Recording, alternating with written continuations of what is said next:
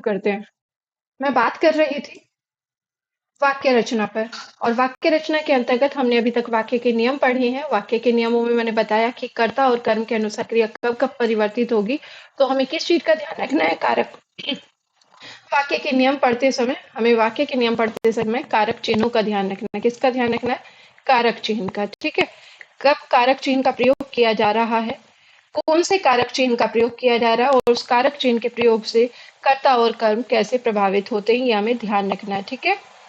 तो उसी में हमने देखा था कि यदि ने कारक चिन्ह आ जाता है कर्ता के साथ, तो हमारी क्रिया किसके अनुसार परिवर्तित होने लगती है? कर्म पद के अनुसार। और यदि ने अर्थात कर्ता के साथ ने कारक चिन्ह और कर्म के साथ को कारक चिन्ह का प्रयोग नहीं हो रहा है, तो हमारी क्रिया किसके अनुसार होती है? सदैव कर्ता के अनुसार। ठीक है। तो ये हमने देखा था, अगर ने प्रयोग हो रहा है तो क्रिया कर्म के अनुसार होगी, और यदि ने और को कारक चिन्ह का प्रयोग नहीं हो रहा है तो हमारी क्रिया कर्ता के अनुसार होगी। और यदि कर्ता के साथ को कारक चिन्ह का प्रयोग है तो भी हमारी क्रिया किसके अनुसार होती है? कर्ता के अनुसार होती है। कर्म क्या होगा? कर्म कारक चिन्ह रहित होगा, इसके साथ कारक चिन्ह नहीं होगा। ठीक है। ये चीजें हम पिछले नियमों में देख चुके हैं। ठीक है। ठीक है, थैंक यू। तो ये आप लोगों ने पिछली क्लास यदि देखी होगी तो उसमें आपने ये नियम समझे होंगे, वाक्य के नियम। ठीक है। तो वाक्य के नियम में ये ध्यान रखना है कि कब हमारी क्रिया कर्ता से प्रभावित होती है, कब कर्म से प्रभावित होती है, और उसमें महत्वपूर्ण भूमिका कौन निभा रहे हैं? हमारे कारक चिन्ह निभा रहे हैं। अब उससे आगे के नियम की बात करते हैं, तो उसके आगे के नियमों को हम एक बार देख लेते हैं। उसमें आगे के नियमों में ऐसे जो नियम है उसमें हमें ध्यान रखना है कि अ, उसमें हमें ये ध्यान रखना है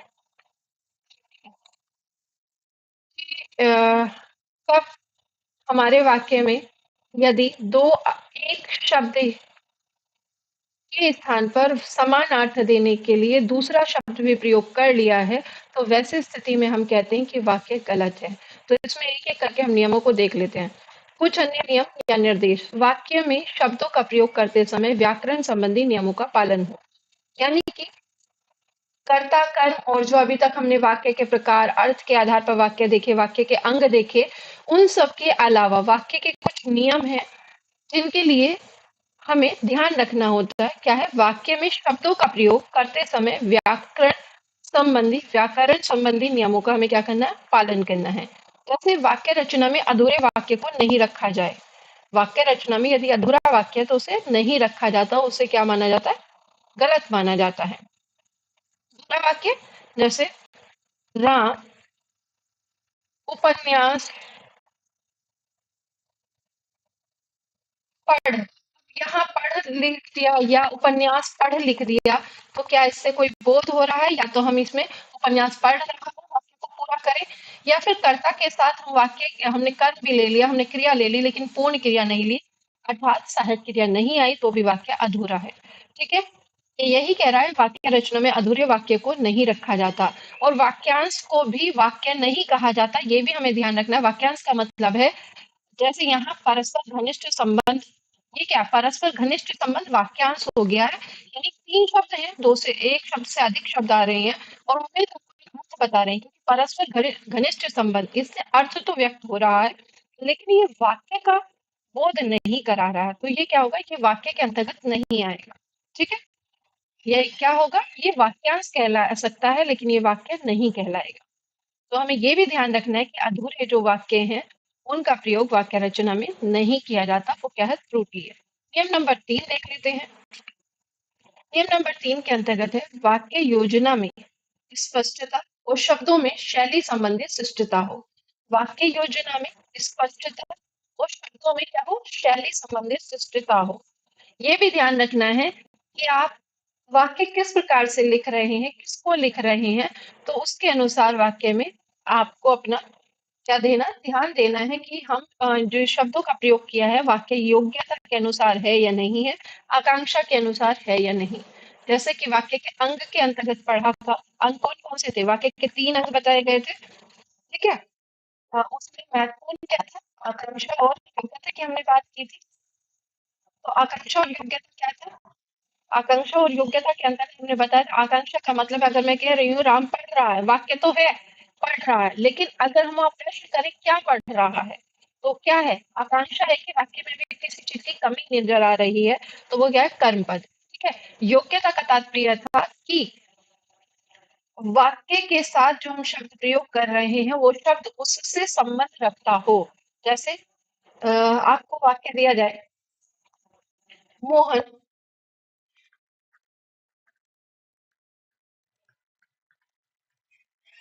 डंडे से,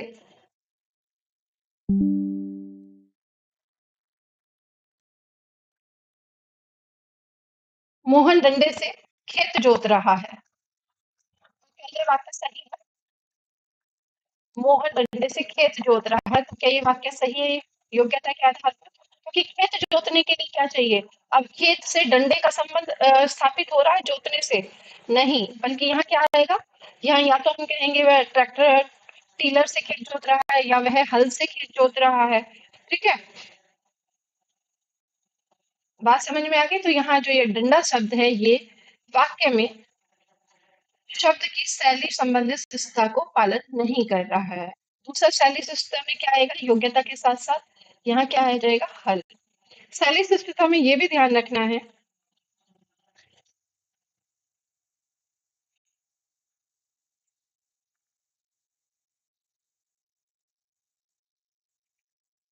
कि हम लिख रहे हैं मोहन खाना खा चुका है। अब यहाँ हमने कहे, हम बोलने लगे अपनी सामान्य भाषा में, जैसे कहते हैं खाना खा ले, मोहन खाना खा ले, तो क्या ये शिष्टता है? क्या है? मोहन खाना खा लीजिए, ये शिष्टता होगी, ना कि यहाँ खाना खा ले, ये शिष्टता होगी। ठीक है, तो ये क्या है, हमें वाक्य रचना में शिष्ट शैली संबंधित शिष्टता को भी ध्यान में रखना है। ठीक है, हमें ये ध्यान रखना है कि हम जो शब्दों का प्रयोग कर रहे हैं वह शब्द प्रयोग सही तरीके से कर रहे हैं या नहीं। वहां अपमान सूचक शब्द तो नहीं है कि वाक्य पूरा बोल रहा है कि हमें किसी को सम्मानित करना है, लेकिन वहां आपने सम्मानित करने की जगह शब्द ऐसा प्रयोग कर लिया कि उससे सम्मान नहीं अपमान हो रहा है। जैसे मोहन को विद्यालय में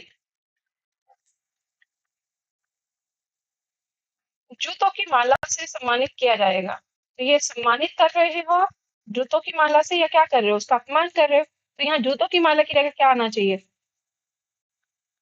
सम्मानित किया जाएगा। तो क्या यहाँ शैली संबंधित शिष्टता है? चलेगा। यहाँ क्या आएगा? यहाँ फूलों की माला आना चाहिए, या नोटों की माला आनी चाहिए। क्योंकि क्या है, शैली शिष्टता नहीं है, सम्मानित किसी को जूतों से नहीं किया जाता, बल्कि किससे किया जाता है? फूल देकर सम्मानित किया जाता है, या उसे कोई उपहार देकर सम्मानित किया जाता है। ठीक है, बात समझ में आ गई होगी कि शैली शिष्टता में हमें दो चीजें ध्यान रखनी है, योग्यता का ध्यान रखना है। शैली शिष्टता को अगर हम देखें वाक्य अंग के आधार पर, तो ये कहीं ना कहीं वाक्य की योग्यता की बात करता है। ठीक है, ध्यान रहेगा ये। नेक्स्ट है नियम नंबर 4, इस पर भी ध्यान दीजिए। वाक्य में शब्दों का परस्पर घनिष्ठ संबंध हो, वही बात है ये जो अभी ऊपर हम कर रहे थे। तात्पर्य यह है कि वाक्य में सभी शब्दों का प्रयोग एक ही काल, एक ही स्थान में और एक ही साथ होना चाहिए। अर्थात अगर मैं कह रही हूँ राम स्कूल में गया और वह कक्षा में पढ़ेगा, तो अब ये क्या कह रहा है कि इनमें परस्पर घनिष्ठता होनी चाहिए। तो क्या ये वाक्य में त्रुटि है? राम स्कूल में गया और वह कक्षा में पढ़ेगा, अगर वह गया है तो हो सकता है कि भी आगे क्रिया करे, तो यहाँ पढ़ेगा अपने आप में सही है। यहाँ आप देखिए वाक्य में सभी शब्दों का प्रयोग एक ही काल में, एक ही काल का तात्पर्य यह है कि अगर यहाँ मैंने गया यानी अभी की बात की है, तो यहाँ अभी का तात्पर्य गया से नहीं गया है, इससे होगा। ठीक है, और वह कक्षा में पढ़ेगा। या तथा व्याकरण में पड़ेगा, वाक्य को तथा से भी जोड़ा जा सकता है। ठीक है, तो यहाँ क्या हो जाएगा, सभी शब्दों का प्रयोग एक ही काल या एक ही स्थान में। अब यहाँ स्थान के आधार पर, ये काल के आधार पर नहीं चलेगा, स्थान के आधार पर। स्कूल में गया है तो कक्षा में भी जाएगा। ठीक है, अब ये नहीं वह स्कूल में गया और रेलवे स्टेशन पर खेल रहा है, तो ये क्या होगा, ये गलत हो जाएगा वाक्य के अनुसार। ठीक है, वह तो वह स्कूल में है लेकिन वह रेलवे स्टेशन पे खेल रहा है, ये सही हो जाएगा। मैं समझ रहे हो।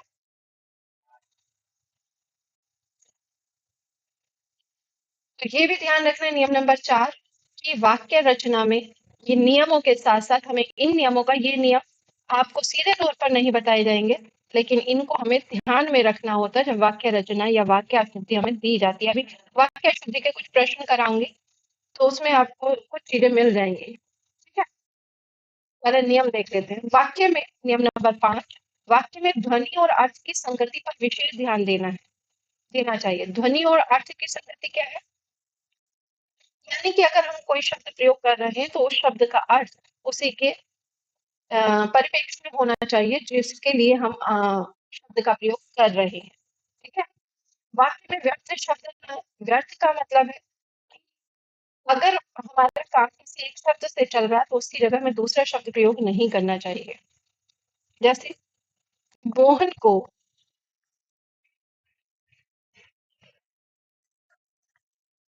अपने मित्र का अनुकरण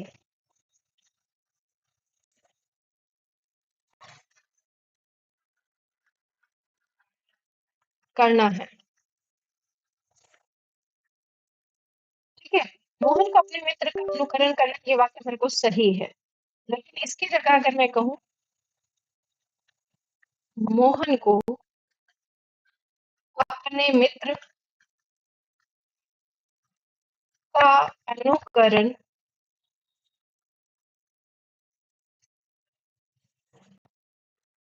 करते हुए कार्य करना है, तो क्या इसमें कोई त्रुटि दिख रही है?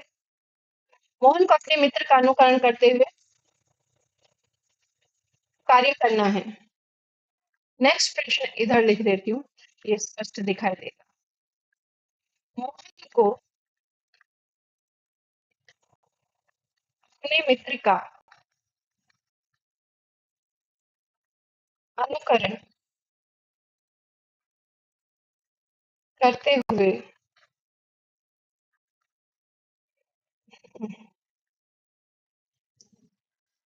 कार्य करना है।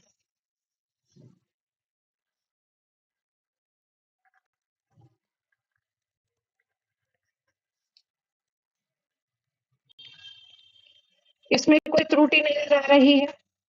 अब इसके आगे एक और वाक्य दूंगी, उसे देखना, वो थोड़ा अलग होगा। मोहन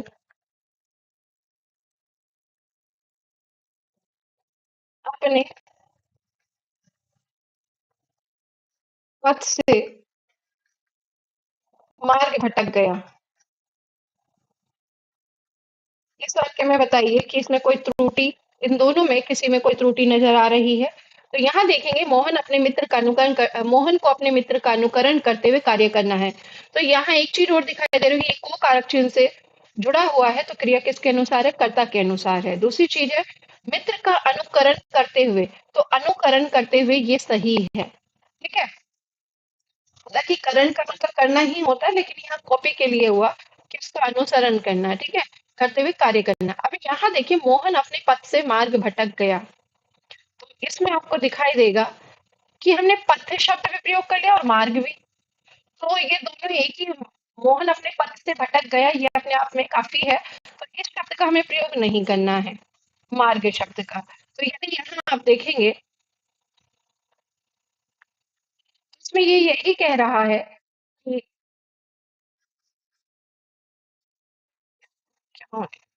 वाक्य में व्यर्थ शब्द ना आए, व्यर्थ शब्द ना आए, मतलब हमें कोई ऐसा शब्द प्रयोग नहीं करना है जिससे जिससे हमें लगे कि वाक्य में बेवजह हमने उस शब्द का प्रयोग किया है या वाक्य को बढ़ाया है।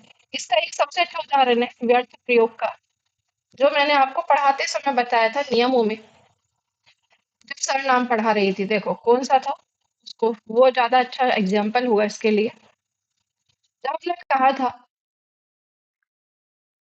हम्म, मोहन अपने आप अपना कार्य कर लेगा, तो इसमें बताइए कि इसमें व्यर्थ शब्द आया। और यदि मैं कहूँ मोहन आप कार्य कर लेगा,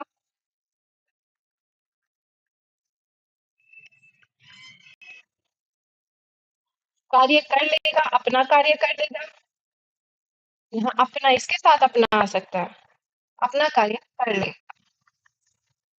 ठीक है, तो यहाँ जो ये अपने शब्द आया इसकी आवश्यकता ही नहीं थी, व्यर्थ है। मोहन आप काम कर लेगा, मोहन आप अपना कार्य कर लेगा, ये भी सही है। मोहन आप कार्य कर लेगा, ये भी सही है। ठीक है, यहाँ अपना लगाने से हो गया कि अपना काम करेगा, आप काम कर लेगा, इसका मतलब है कि किसी और का भी काम हो सकता है। तो यहाँ अपना लगाना है, तो ये इसके लिए आया है। लेकिन यहाँ जो ये अपने आप शब्द है, इसमें अपने जोड़ने की आवश्यकता नहीं है, ये व्यर्थता को दर्शाता है। ठीक है, और ये चीजें मैं ऐसा नहीं है कि यहीं पे आपको पढ़ाया जा रहा है, ये चीजें जब वो आपको वाक्य सरनाम पढ़ा रही थी तब भी मैंने बताया था। निजवाचक सरनाम का प्रयोग करते समय आपको क्या ध्यान रखना है कि हमारे जो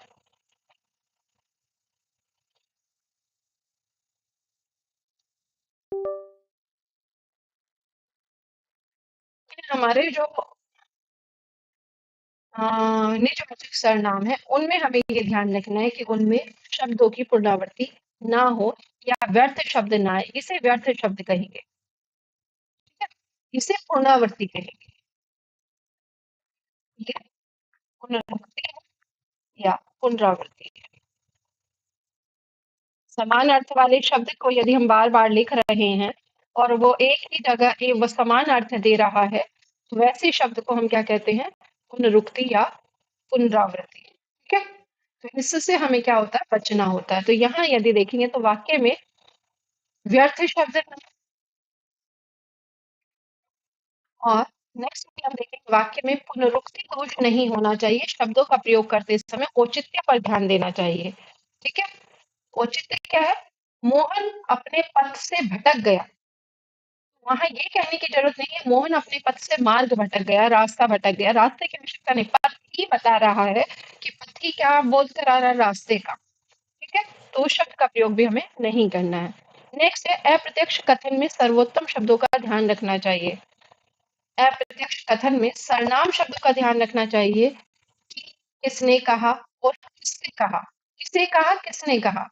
जैसे राम ने कहा कि मैं आज कार्यालय नहीं जाऊंगा, तो जैसे आप डायरेक्ट इनडायरेक्ट में पढ़ते हो ना, कि वहां जब हम डायरेक्ट इनडायरेक्ट पढ़ते हैं तो डायरेक्ट में हम देख लेते हैं कि आगे जब इनडायरेक्ट बना रहे हैं तो हमारा जो वाक्य है वो किस टेंस में चलेगा या किस वे में चलेगा, उसमें जो हमारे प्रोनाउन है वो कौन से प्रयोग होंगे। ठीक है, तो यहाँ यही कह रहा है कि अप्रत्यक्ष कथन में, अप्रत्यक्ष का मतलब इनडायरेक्ट जो हमारे कथन है, स्टेटमेंट है, इनडायरेक्ट स्टेटमेंट में सर्वनाम शब्दों का ध्यान रखना चाहिए कि किसने कहा और किसे कहा।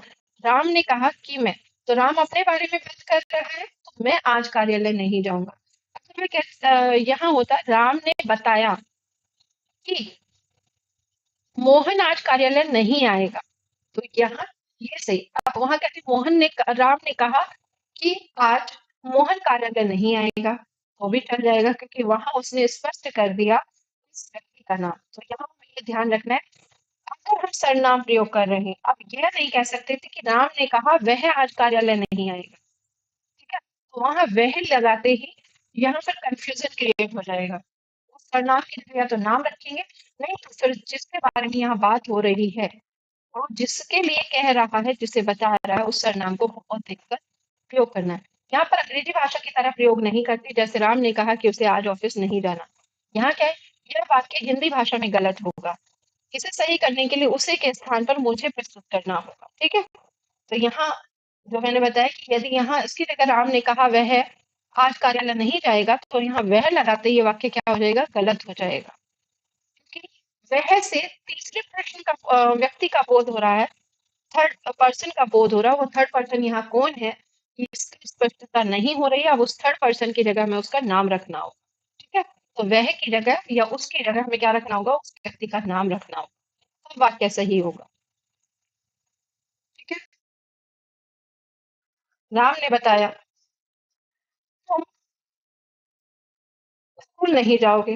अब ये वाक्य क्या सही होगा? देखिए मैंने वाक्य बोल रही हूँ, राम ने बताया कि तुम विद्यालय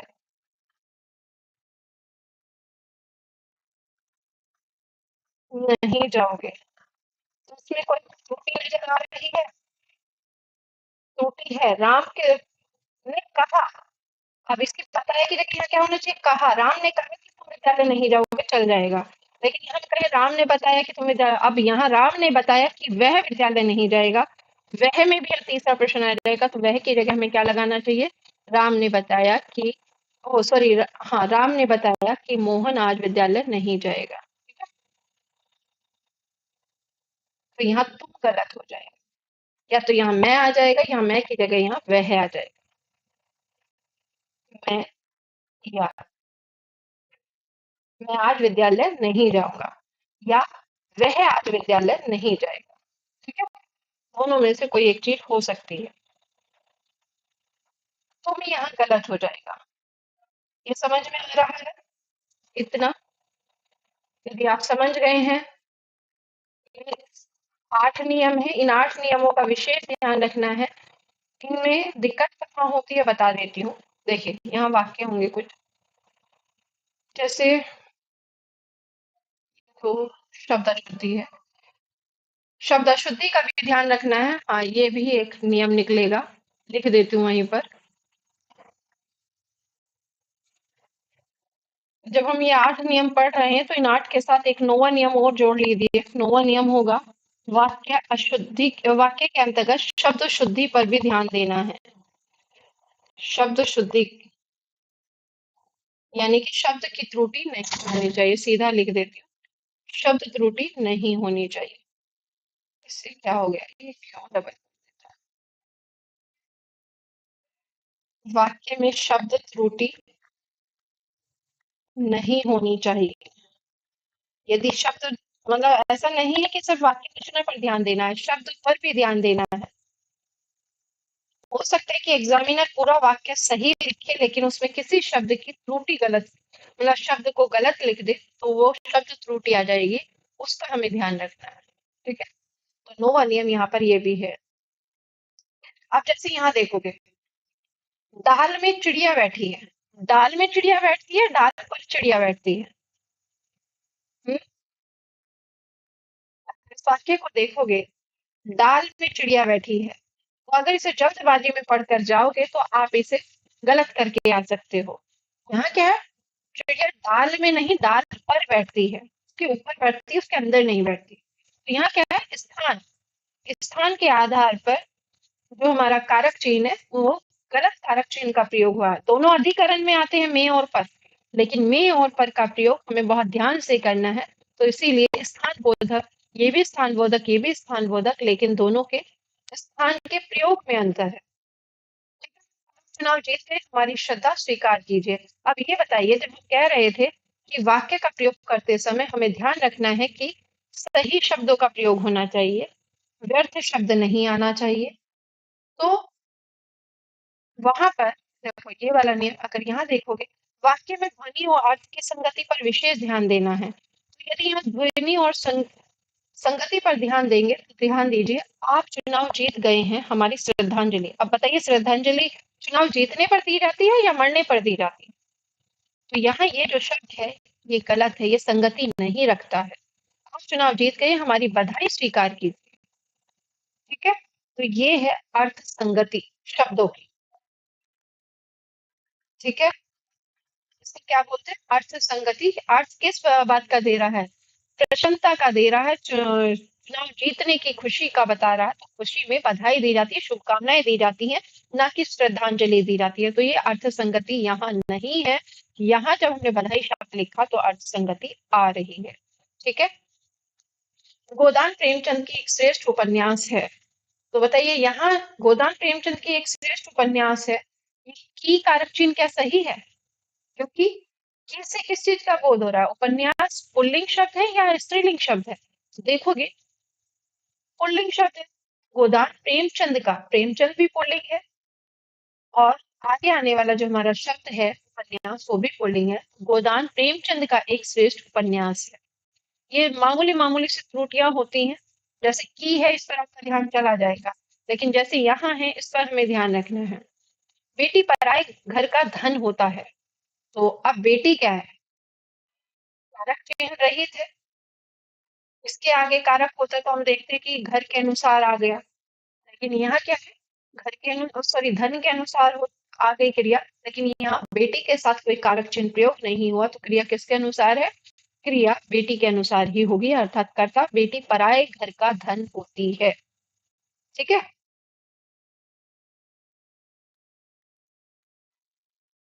मनोहर का मकान श्याम से ज्यादा बेहतर है। अब ये बताइए कि त्रुटि है। मनोहर का मकान, ये कर्ता हो गया, श्याम से ज्यादा बेहतर है। अब बेहतर ही अपने आप को क्या कर रहा है? सुपीरियर दिखा रहा है। ठीक है। तो वैसे स्थिति में ज्यादा शब्द का प्रयोग यहाँ निरर्थक है, इसका प्रयोग करने की आवश्यकता नहीं है। ठीक है। व्यर्थ शब्द है ये किस श्रेणी में जाएगा? ये व्यर्थ की श्रेणी में जाएगा। मनोहर का, क्योंकि तुलना कर रही है, तो तुलना में बेहतर शब्द तुलना को सही बता रहा है, ज्यादा शब्द की आवश्यकता नहीं। मैंने भगवत गीता पढ़ा है। अब भगवत गीता क्या है? पुस्तक है। तो वैसे में, और दूसरी बात है कि यहाँ जो ने लगा है, जैसे कर्ता के साथ ने कारक चिन्ह आया, तो ये हमें पता होना चाहिए हमारी क्रिया किसके अनुसार आएगी? कर्म पद के अनुसार आएगी। तो यहाँ मैंने भगवत गीता पढ़ी है। गीता किस चीज का बोध करा रही है? स्त्रीलिंग का। तो पुस्तक किस उसमें रखी जाती है? क्योंकि वैसे भी भगवत गीता क्या पुस्तक है, तो किसका बोध करा रही है? ये स्त्रीलिंग का बोध करा रही है। ठीक है। अभी जो मैंने नियम पढ़ाए उसी के अनुसार आप देखेंगे कि वाक्य में कैसे कैसे प्रश्नों पे हमें ध्यान देना और इन वाक्यों का कहाँ प्रयोग होता है। पर्वत का शिखर ऊंचे है। पर्वत का शिखर ऊंचे है या पर्वत का शिखर ऊंचा है? अब यहाँ दो जगह बदलाव हो सकता है। पर्वत का शिखर ऊंचे है, अगर हम ये कहते हैं तो पर्वत के शिखर ऊंचे हैं। आप पर्वत के शिखर के हो सकते हैं, एक पर्वत में कई सारे शिखर हो सकते हैं। तो यहाँ बेहतर होगा कि हम पर्वत श्रेणी की बात नहीं कर रहे, पर्वत की बात कर रहे हैं, और जब पर्वत की बात करते हैं तो एक ही पर्वत की बात आती है। ठीक है। समूहवाचक की बात नहीं कर रहे हैं। तो यहाँ क्या है? पर्वत ज्यादा बेहतर जो वाक्य बनेगा, पर्वत का शिखर ऊंचा है। ऊंचे की जगह ऊंचा आ जाएगा। हमारे देश के महापुरुषों का अनुसरण करें। हमारे देश के महापुरुषों का अनुसरण करें, यहाँ हम आज्ञा नहीं दे रहे, क्योंकि ये किसी को आज्ञा नहीं दी जा सकती कि हमारे देश के महापुरुषों का अनुसरण करें, बल्कि यहाँ क्या होगा? हम अपने देश के महापुरुषों का अनुसरण करें। ठीक है। इसका सही वाक्य ये बनेगा। मैंने कल मुंबई जाना है। अब या तो मैंने कल मुंबई जाना है, ये वाक्य क्या सही लग रहा है? यहाँ जो सर्वनाम शब्द है, क्या वो सही प्रयोग हुआ है? सर्वनाम शब्द यहाँ सही प्रयोग नहीं हुआ है। यहाँ क्या होगा? मुझे कल मुंबई जाना है। ठीक है। उसके बाद नेक्स्ट वाक्य देखिए। उसके बाद राम का राज्याभिषेक हुआ। सॉरी, उसके बाद फिर राम का राज्याभिषेक हुआ। जब बाद की बात कर रहे हो तो फिर का क्या मतलब है? फिर का मतलब तो पुनः से है। तो पुनः की बात तो नहीं करते। यहाँ क्या होगा? उसके बाद राम का राज्याभिषेक हुआ। ठीक है। यानी कि किसी का राज्याभिषेक उससे पहले हुआ है, अब उसके बाद जो दूसरा क्रम है वो किसका है? राम का। या हो सकता है कि पहले उनके परिवार में किसी और का राज्याभिषेक कराया गया हो, और उसके बाद दूसरी बात राम की जा रही है। अब यहाँ हम रामायण में नहीं जाएंगे, यहाँ सीधा सीधा आपको समझना है, राम कोई भी व्यक्ति हो सकता है उस आधार पर। वहां चेचक के खतरे का डर है। अब यहाँ देखिए, वहां चेचक के खतरे का डर है। उसमें आपको देखिएगा पुनरुक्ति, किस शब्द में पुनरुक्ति है? तो ये आपको समझना है कि पुनरुक्ति कहाँ है। पुनरुक्ति है वहां खतरे का डर है। खतरे का डर नहीं है, चेचक का डर है। वहां चेचक का डर है या चेचक फैल रहा है, चेचक के फैलने का डर है। ठीक है, तो यहाँ है या तो हम फैलना शब्द लगाएं या सीधा हम कहें कि चेचक का डर है। ठीक है, बात समझ आ रही है? तो यहाँ पुनरुक्ति त्रुटि है। आप क्या आप क्या अभी तक भोजन नहीं किए हैं? क्या ये वाक्य सही है? हमने कहा था कि हमें क्या है, काल संबंधी भी देखना है, शब्दों का संबंध भी देखना है कि वो कैसे प्रयोग किया जाता है। कि हाँ, क्या होगा वाक्य में, ये वाक्य तब सही बन सकता है, क्या आपने अभी तक भोजन नहीं किया है? ठीक है, आप क्या अभी तक भोजन नहीं किए हैं, इस वाक्य में आपको त्रुटि नजर आ रही है पढ़ने में ही। तो शुद्ध क्या है, क्या आपने अभी तक भोजन नहीं किया है। यानी प्रश्नवाचक शब्द का प्रयोग अपने स्थान पर करना जरूरी है। ऐसा नहीं है कि किसी भी शब्द का प्रयोग कहीं पर भी कर दीजिए, बल्कि क्रमबद्धता होनी चाहिए शब्दों के मध्य। मौर्यकालीन समय में लोग सुखी थे।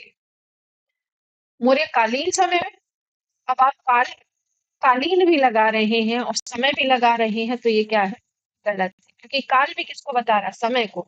मौर्य काल में लोग सुखी थे, या फिर कहिए मौर्यकालीन लोग सुखी थे, में शब्द हट जाएगा। ठीक है, अगर हम ऊपर वाले वाक्य के अनुसार काम करें इसके, तो यहाँ या तो इन दोनों शब्दों को हटाइए, मौर्यकालीन लोग सुखी थे, या फिर कीजिए मौर्य काल में लोग सुखी थे। दोनों स्थिति हो सकती हैं। ठीक है, उम्मीद करती हूँ ये चीजें आपको समझ में आई होंगी कि वाक्य में हमें किस प्रकार से नियमों का प्रयोग करना है, किस तरह से हमें वाक्य शुद्धि की त्रुटि देखनी है। कुछ और वाक्य कल करा दूंगी, लेकिन उससे पहले अभी वाक्य में हमारा एक और टॉपिक बचा है, जिसे हम कहते हैं वाच्य। ठीक है, ये वाच्य क्या है? ये वाच्य, जैसे आप अंग्रेजी में एक्टिव वॉइस पैसिव वॉइस बनाते हो, ये कुछ उसी तरह से है। ठीक है, तो एक्टिव पैसिव वॉइस जो बनाने की क्रिया अंग्रेजी में आप पढ़ते आए हैं, यहाँ उन्हें वाच्य कहा जाता है। ठीक है, उनकी बात कल करेंगे, कल की क्लास में। उम्मीद करती हूँ कि आज जो आपको क्लास कराई है, इन नियमों को आप ध्यान से पढ़ेंगे और उन पर ध्यान देंगे कि हमें करना क्या। प्लीज वीडियो को लाइक कर दिया कीजिए, शेयर कर दिया कीजिए, और जो चैनल पर नए आए हो चैनल को सब्सक्राइब कर लीजिए। वीडियो को लाइक करना भी जरूरी होता है, किसी ने भी अभी तक लाइक नहीं किया है। ठीक है, कल हमारा जो टॉपिक होगा वो होगा वाच्य। ध्यान रखिएगा, क्या होगा, वाच्य। तो वाक्य रचना के नियमों को कोई भी हवाबाजी में लेकर नहीं चलेगा। इसे हमें आता है, वाक्य पढ़ के हम कर लेंगे। तो ध्यान रखिए, एग्जामिनर भी आपसे ज्यादा अनुभवी है, और वो अपने अनुभव के आधार पर प्रश्न बनाते समय ये बुद्धि लगाता है कि बच्चा कहाँ जल्दबाजी में प्रश्न को गलत कर सकता है। तो इसीलिए, क्योंकि जैसे कॉम्पिटिटर आपके बढ़ रहे हैं, ज्यादा प्रतियोगी परीक्षार्थी हैं, उसी आधार पर एग्जामिनर को भी अपनी बुद्धि चलानी है। जब बच्ची जाती है वो एक अलग मामला है, लेकिन अगर पेपर को बैलेंस करके बनाया जाता है, उसमें ध्यान यही रखा जाता है कि छोटी मिस्टेक बच्चा करे, ताकि वो एग्जामिनर से बाहर हो जाए। वहां आपको नियमों को विशेष ध्यान रखना होगा, और वाक्य पढ़ते समय नियमों पर, कारक चिन्ह पर आपको ध्यान देना होगा। एक भी शब्द इधर से उधर हुआ, कार्य जो आपका वाक्य है, वाक्य रचना की व्यवस्था बिगड़ी, तो आपका जो प्रश्न है वो गलत होने की संभावना बढ़ जाएगी। ठीक है, तो उम्मीद करती हूँ आपको वाक्य रचना के ये नियम समझ में आए होंगे। मैंने कम से कम 4 या 5 दिन में वाक्य रचना के नियम कराए हैं, और कल वाक्य रचना से जुड़ा हुआ एक और हमारा टॉपिक होगा वाच्य, और इसके बाद हम पढ़ेंगे काल। ठीक है, तो आज इतना ही, कल मिलते हैं फिर। सभी को नमस्कार, और अपना ध्यान रखिए, लेकिन पढ़ाई करते रहिए। फिर से बता रही हूँ कि एग्जाम की डेट यूपीएसआई वालों की अचानक आएगी, तो वो ये सोचकर काम ना करें कि जब तिथि घोषित हो गया तब पढ़ लेंगे।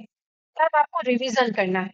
15 दिन का समय मिलता है, 1 महीने का समय मिला है, तो उसमें आपको इतना तैयार इस समय हो जाना है कि अगर एग्जाम की डेट 1 महीना पहले आती है, तो हम रिवीजन करके अपने अधिक से अधिक अंक अर्जित कर सके। ठीक है, चलिए कल मिलते हैं। सभी को नमस्कार।